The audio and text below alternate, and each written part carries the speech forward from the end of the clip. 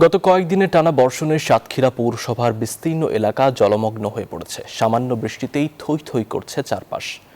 কামালনগর, পলাশপোল, মধুমোল্লারডাঙ্গি, উত্তরকাটিয়া, বাজারবাগান, মাছখোলা সহ বিভিন্ন এলাকায় তলিয়ে গেছে বাসাবাড়ি ও রাস্তাঘাট। মনিরুল ইসলাম মনিরের তথ্য চিত্রে ডেস্ক রিপোর্ট। শহরে হাওরের জীবন, চারদিকে শুধু পানি আর পানি। অলিগলি, রাস্তাঘাট, বাড়ির উঠোন, যেদিকে চোখ যায় শুধু জলমগ্ন দৃশ্য, যেন পানিতে ভাসছে সবকিছু। ঘর থেকে বের হলেই পানির ভেতর দিয়ে চলতে হয় মানুষকে। সামান্য বৃষ্টিতে থমকে যায় পুরো এলাকার স্বাভাবিক জীবন।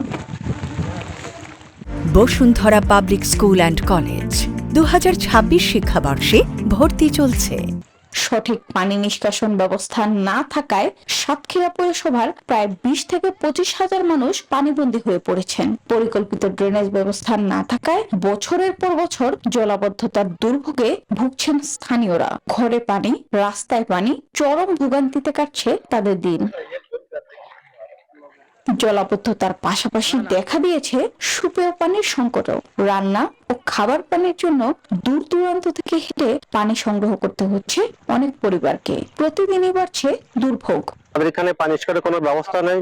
একটু বৃষ্টি হলেই আমার প্রায় 1.5 থেকে 200 পরিবার এই পানি বন্দির ভিতরে থাকে। কলগুলো অনেকটা পানি তলে চলে গেছে, আর পানি অনেক দূর থেকে আনতে হচ্ছে, অতিরিক্ত পানি কষ্ট।